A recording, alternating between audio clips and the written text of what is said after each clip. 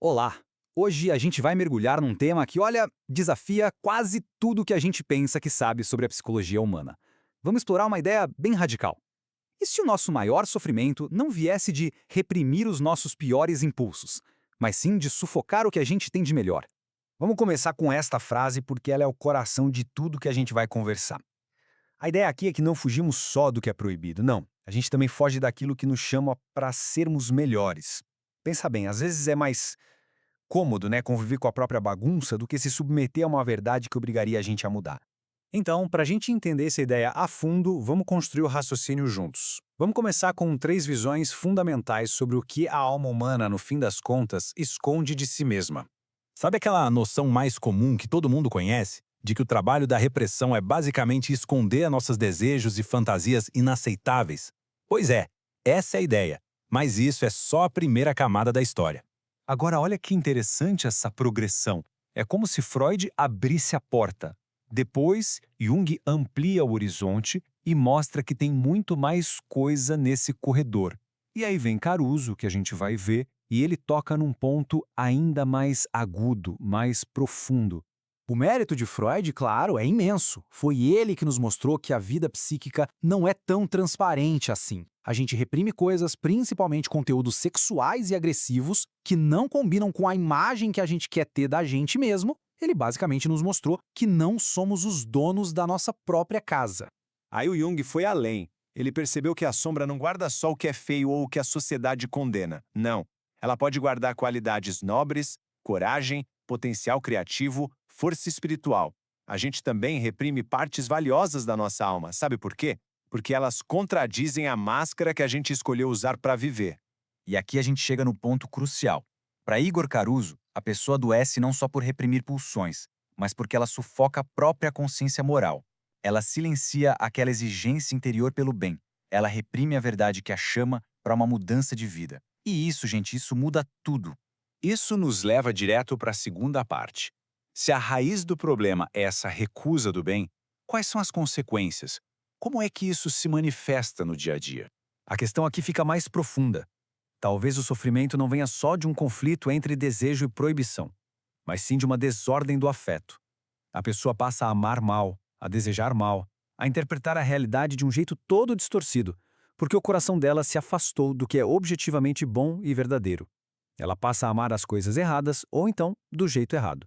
E dentro dessa perspectiva, até a famosa pulsão de morte do Freud pode ser entendida de uma forma muito mais profunda. Ela não seria só uma tendência à destruição ou uma simples descarga de energia. Seria a expressão psíquica de uma recusa radical da verdade, da ordem e do bem. A gente destrói as coisas não só porque busca prazer, mas porque resiste a se curvar diante da realidade como ela é. E o exemplo mais claro e talvez mais devastador dessa dinâmica toda é a inveja. Mas calma, não a inveja como a gente costuma pensar. Inveja, nesse sentido mais fundo, não é só querer o que o outro tem. É muito pior. É não suportar o bem enquanto bem. E isso ilustra perfeitamente a tal da recusa. A pessoa invejosa rejeita a luz, porque a luz a acusa. Ela rejeita a ordem, porque a ordem revela a sua própria desordem. E ela rejeita o amor, porque o amor exige que a gente saia de si mesmo. Essa frase resume o mecanismo todo. A presença do bem, da verdade, da beleza se torna insuportável. Por quê? Porque funciona como um espelho que revela a própria falta, a própria desordem que está lá dentro. No fundo, essa dinâmica toda pode se transformar numa luta inconsciente contra o divino. E não como uma metáfora, mas como uma dimensão bem real da experiência humana. E essa luta não precisa aparecer como um ódio declarado, não. Ela se manifesta de um jeito prático, como uma recusa da verdade no dia a dia, uma recusa da humildade, uma rejeição dos próprios limites e da justiça. E é aí que a alma começa a adoecer por dentro, de verdade. Certo, vamos para a nossa parte final. Se o problema é tão profundo assim, o que então significa se curar? A resposta para essa pergunta precisa ir um pouco além das soluções mais tradicionais da psicologia. Trazer o que está reprimido à consciência é importante, claro que é, mas não basta. Se a doença é, na raiz, uma desordem do afeto, a cura precisa ser algo mais. A verdadeira cura, então, exige o que se pode chamar de formação afetiva. Na prática, isso significa reordenar o amor, reeducar a vontade e a relação que a pessoa tem com a verdade. É como uma reeducação do coração, sabe? Ensiná-lo a amar de novo o que é genuinamente bom. E este é o pensamento final que fica. Talvez a jornada de cura mais profunda não seja sobre descobrir tudo o que há de errado com a gente, mas sim sobre reaprender a amar o que é certo, o que é bom e o que é verdadeiro. A cura começa quando essa guerra interna contra o bem finalmente termina.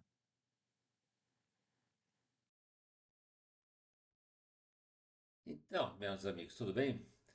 Então, nesse vídeo que a gente viu, a gente tem que perceber o seguinte, que não reprimimos apenas impulsos destrutivos, mas também aquilo que há mais elevado em nós. Freud reduziu muito a ideia do ser humano. A ideia de Igor Caruso faz sentido quando observamos como muitas vezes evitamos a bondade por exigir responsabilidade, entrega e verdade. A verdade, ela nos obriga a uma mudança. E nós temos muitas vezes mais conforto em viver com o problema, com a desordem, do que com a ordem. Então, a neurose é mais uma luta contra o bem, contra a verdade, porque nos obriga a uma atitude de humildade, do que uma repressão aos impulsos. É mais fácil justificar a dureza, o egoísmo ou até a indiferença do que sustentar uma postura realmente boa. Do ponto de vista psicanalítico, isso revela um conflito mais profundo que a simples repressão de pulsões.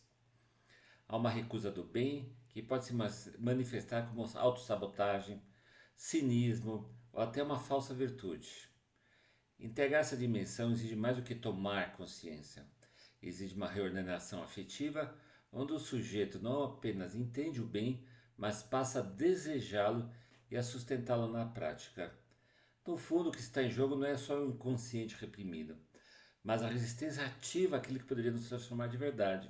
E a psicanálise, ela tem que ser um complemento de um cristianismo verdadeiro. É esse que é o problema. Enquanto a psicanálise não se render ao cristianismo, à verdadeira religião, não tem nada. Ela não leva a pessoa à cura. Ela fica só remediando problemas conflitos e não leva a pessoa a ter uma atitude verdadeiramente boa. Ok? Valeu, gente. Tchau.